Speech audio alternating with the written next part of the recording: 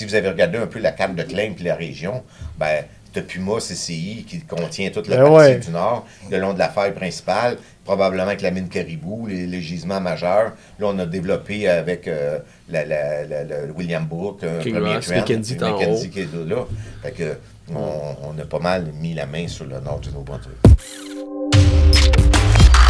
Fait que pour un investisseur là, qui voit le stock de l'action aujourd'hui, il voit l'action à 8 sous. Ouais. Qu'est-ce que vous lui diriez, à part avoir de la patience? D'en acheter le plus possible. Ouais. Non, c'est une blague, mais la réalité, c'est que nous, on trouve que c'est clair que, selon nous, c'est sous-évalué. Ouais. Moi, ce que je veux dire aux gens, c'est certain que, dans mon opinion, je suis franc avec tout le monde, il ne faut pas que tu achètes des actions sur ta carte de crédit en pensant que ça va monter de 4-5 fois d'ici 21 jours qu'il faut que tu la payes. C'est pas ça. Ça prend de l'argent que tu es prête à avoir de lousse un peu. C'est la réalité. Puis d'aller prendre ton argent à toi puis dire hey, 15-20 000 puis que ça n'arrive pas aussi vite que tu penses. C'est pas un bon coup à faire à Puma non plus. Parce que nous, on veut, c'est des investisseurs. Ouais. On veut des investisseurs. Ben, à long terme, mais tu peux parler d'une couple de mois. Tu n'es pas obligé d'être à long terme sur plusieurs années. Là. Je te parle pas qu'ils vont avoir le retour dans 10 ans. Là. C'est pas ça l'idée. Mais tu sais, c'est comme... Moi, ce que je vois présentement, c'est que quelqu'un qui vend des actions, la personne les achète à 7,5, 27 000 actions, il va les remettre la même journée à 27, à 8 cents. Ça, c'est pas ça des investisseurs pour moi. C'est sûr que ça me fait de la liquidité, ça intéresse d'autres mondes. Mais moi, je veux des gens comme justement Kinross, il a mis 1 million, il possède 16 millions de Puma. Ça, c'est un investisseur. Crescat Capital, il y avait 5 millions d'actions. Quand ils ont vu la nouvelle de Kinross, ils en ont racheté 5. Ils ont doublé leur position. Fait qu'un deuxième gros investisseur, c'est Crescat Capital avec 10 millions d'actions. On a présentement Kinross avec 16. Tu sais, c'est des gens comme ça, des investisseurs qui veulent suivre. Puis ce que je dis, le management aussi. Nous autres, puis de diminuer le risque, dans le sens qu'on va essayer de trouver des idées pour générer de la valeur à nos actionnaires de différentes façons, dont Canadian Copper, dont Raptor, comme je disais, mais le 800 000 qui rentrent de Raptor, mais c'est de l'argent que c'est des projets que je ne développais pas. Exact. Puis, pour faire un recap pour les investisseurs intéressés, c'est tout ce que tu viens juste d'énumérer, c'est, bon, il y a les valeurs de tes projets en tant que tels que... On peut faire du travail, on peut évaluer tout ça. Après ça, tu as tous les autres plans stratégiques que tu as mis en place, que Puma détient des actions. Et tout ça fait que tu as une approche envers le financement qui est non dilutif ou du moins le moins possible. Alors, quand un investisseur, tu sais, là, c'est des grosses boîtes, là, des gros checkmarks, me dit OK, ça c'est... J'ai un CEO qui pense à la santé de la compagnie, des investissements. Le management a une grosse position. Il s'est trouvé de la relève au cas où. Tous les deux, ils viennent au podcast, pas habillés en habits, avec des grosses montres.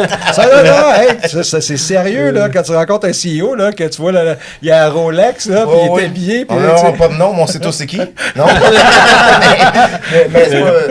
Puis l'idée, c'est qu'on aime ça, on est des passionnés, on veut que ça fonctionne, on est là.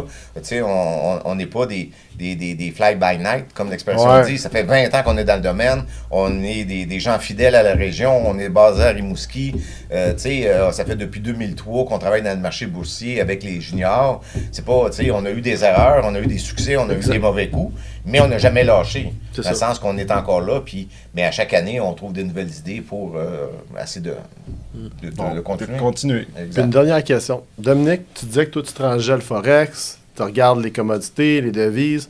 Là, avec l'or qui est à au-dessus de 3 000, puis on va parler aussi des tarifs aux États-Unis. Bref, tout le contexte, là, qu'est-ce que toi, ça te dit pour l'avenir en ce moment? De l'or, des commodités? C'est sûr que l'or est habituellement haussier dans des événements un peu d'incertitude économique. T'sais, on le voit d'ailleurs un peu avec les tarifs et tout ça. Mais si on parle un peu plus en fonction de l'exploration en tant que telle, c'est ça. Mais c'est sûr que c'est vraiment excitant. C'est sûr que, tantôt on en parlait avec les métaux qui sont en hausse, les métaux précieux, les métaux de base.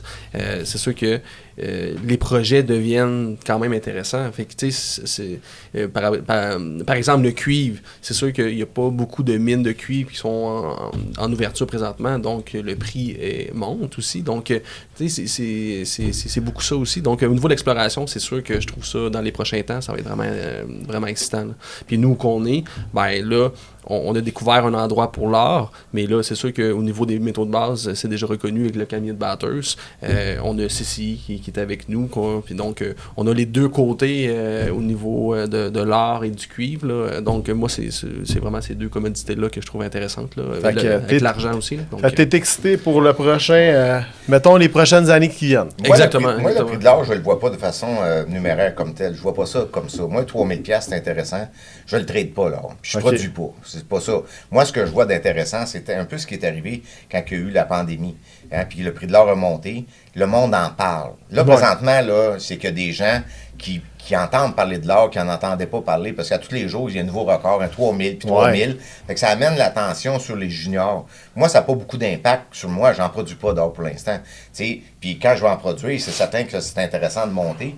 Mais là, ce qui est intéressant pour moi, il y a deux aspects. C'est qu'il y a des gens qui sont peut-être, qui ont des liquidités, qui voudraient investir dans des juniors, parce qu'ils entendent parler de l'or. À l'époque, c'est parti du Bitcoin aussi, là, c'est ça qui est arrivé. Tu sais, dans la pandémie, tout le monde était chez eux, on écoutait les nouvelles, puis à un moment donné, le petit monsieur avec la madame, on dit « Ah, disons, dans notre portefeuille, on a tout ça des stocks d'or. » Ils entendaient ça tous les jours aux nouvelles, puis là, ça les faisait penser à avoir des juniors qui font de l'or. Ça, c'est intéressant que le prix soit là, parce que ça attire des nouvelles, ça attire que le monde en parle. Ça, c'est trippant. Puis nous, avec Kinross, que l'or soit à ce prix-là, c'est certain que le risque est moins. Comme je disais, ils font beaucoup de profits. Puis des investissements pour Kinross, chez nous, si l'or continue à 3000$, ils vont la prendre, la chance de faire la deuxième, troisième, quatrième année. Tandis que l'or, elle tombait à 500$, puis ils sont dans une méthode de contraction, puis dire on coupe les coûts, peut-être qu'ils diraient, peut-être qu'il faudrait qu'ils fassent un choix dans leur investissement. Tandis que là, si on fait 1 milliard de profit cette année, mettre 3 millions chez Puma, le risque pour eux est moins grand. Donc, moi, je le vois de cette façon-là, les prix des métaux, puis d'attirer de l'investissement un peu qui n'était plus là, qu'on a perdu justement pour le Bitcoin, pour d'autres raisons. Là, le monde m'a dit, on l'a manqué, il était à 2000, tout le monde disait que ça s'en allait à 3000, on n'y a pas cru. Là, le monde, il dit ça s'en va à 5000, on embarque dessus maintenant. Mais il faut que les gens achètent des actions des penny stocks aussi, puis qu'ils croient que ça va monter. Parce que les market cap, par rapport au prix des métaux, ne suit pas pantoute. Là, comparé à avant, là, les 10 dernières années, là, il y a vraiment un décalage là, incroyable. Là. Il y a un disconnect total. Là, quand même. Exactement. Pour l'argent que vous avez investi, pour la valeur des projets, parce que quand on investit de l'argent, on monte le projet, on le rend encore meilleur, on trouve évidemment, des meilleurs forages, ça monte en valeur, mais ça ne reflète pas dans l'action. Ce qui est, comme tu dis, créer un aubaine pour l'investisseur. Fait que, vous voulez 8 cents. Ce qui manque, là, présentement, c'est une coupe de winners. Ouais. Tu sais, que les gens, il faut qu'ils en fassent de l'argent pour l'investir, pour avoir le goût de le faire. Tu sais, il y a eu des moments dans l'histoire de l'exploration minière du Québec, il y a eu des séquences, Mané Sirius, qui était pas loin, son action a monté à 1$. Mais les gens, c'est sûr qu'ils en ont vendu, ils ont fait du profit. Là, il n'y a pas tant de juniors qui font du profit. Fait que l'argent est comme à l'intérieur. Ça paraît mieux, ça va mieux, là. Mais ce que je veux dire, tu sais, ces derniers temps, ces 5 dernières années, le monde, ils ont vu leur portefeuille baisser de 30 à 40, 50%. Donc, ils sont un peu plus froids. Là, à un moment donné, il va y avoir un bottom qui va se faire, puis là, la confiance va revenir. C'est-tu l'or à 3000$? C'est-tu toute l'économie? Mais ça prend du monde qui fasse de l'argent pour inciter d'autres mondes à rembarquer dans d'autres stocks aussi. Là. C'est ça je pense que le dernier plus intéressant qui est arrivé, c'est Osisko Metal. Que là, ça va bien, Osisko Metal. Ça, là, tu sais, mais... lui, il était quoi, 15, 20, 30 cents, plus rendu à 50. C'est quand même quasiment doublé depuis peu de temps. Mais c'est du cuivre.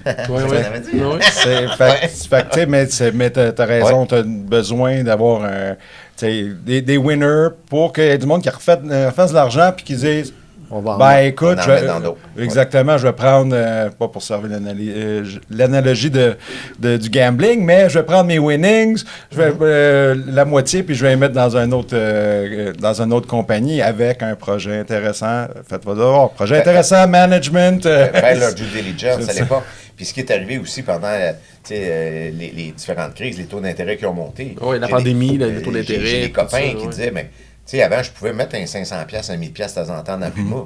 Mais maintenant, mon 1000$, ça me coûte 1500$ de plus d'hypothèque, puis je payais un 80% d'intérêt, puis presque pas de capital. Fait que je mets-tu mon 1000$ dans Puma tout de suite? Non, je vais payer ma maison avant.